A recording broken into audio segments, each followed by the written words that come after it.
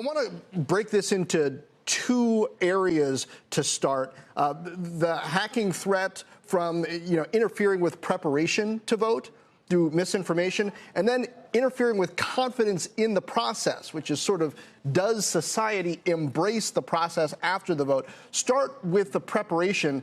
It seems like we're almost halfway through, or at least a third of the way through the process on the East Coast, at least. So far, this doesn't look like 2016, does it? No, it doesn't. I thought Eamon did a really good job of breaking it down. You know, Carl, there's really three issues at play here. The whole purpose of cybersecurity is three things: confidentiality, integrity, and availability. And to the first point, do we trust and are we confident in the results? I feel pretty confident about that. The U.S. government has come a long way. You would have to hack into the actual scanning machines in order to alter that. That's extremely difficult and requires a physical presence to do that. So I'm pretty confident about that. The integrity part of it goes back to the point, if social media makes people believe that something has happened, people lose sense of the integrity of the election. Mm-hmm. And I'm optimistic that the government has done a good job. Facebook, Twitter, even Zoom is really limiting the kind of stuff that's going out there. So I think that's certainly better than it was before. But the third issue that I think is probably the one we worry about the most is availability.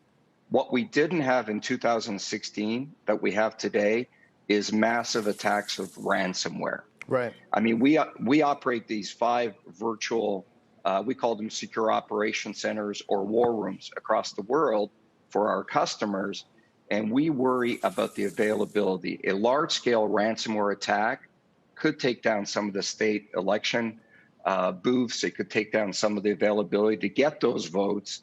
And as you said earlier, the worst-case scenario here is we don't know who won 3 days from now. Or even if we do know, a lot of people don't trust it. This is John, by the way, but Carl's with us, too. I want to zero in a little bit more on that second part, interfering with confidence in the process. I guess that doesn't have to happen through actually hacking machines.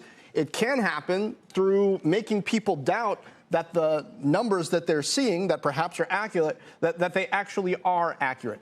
Are we defending enough against that? Yeah, I feel very good about the amount of work the government's done, John. And I think that I don't worry about the actual results themselves, as you said, but I worry about the perceptive nature of it. You know, there's a lot of accounts out there that we all know. There's a lot of fake media. There's a lot of fake social media posts. But, Facebook, Google, Twitter, they've all set up these virtual war rooms.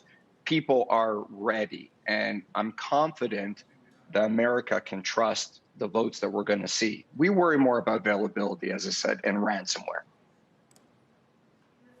Hey, Robert, this is Carl. I wonder, we talk about terror. We divide it between domestic terror and international terror threats. When it comes to cyber threats, are you more worried about something generating within the country or externally? We're fundamentally worried about the election from a foreign party in terms of influence and, as John said, making America believe something's happened that hasn't happened, or creating a lot of deception. What we are warning all our customers and all our enterprises that we manage and the people that are watching is the sleight of hand. Everyone's focused on the election, but this is a great time to attack an enterprise. And so we're at complete high alert because we think attackers, internal and external, are going to try to take advantage of this time for basic stuff like stealing money, stealing credentials. And as you guys reported last week, look at the attacks on healthcare last week. Those aren't going away, and it's about where you focus today. Shepard Smith here. Thanks for watching CNBC on YouTube.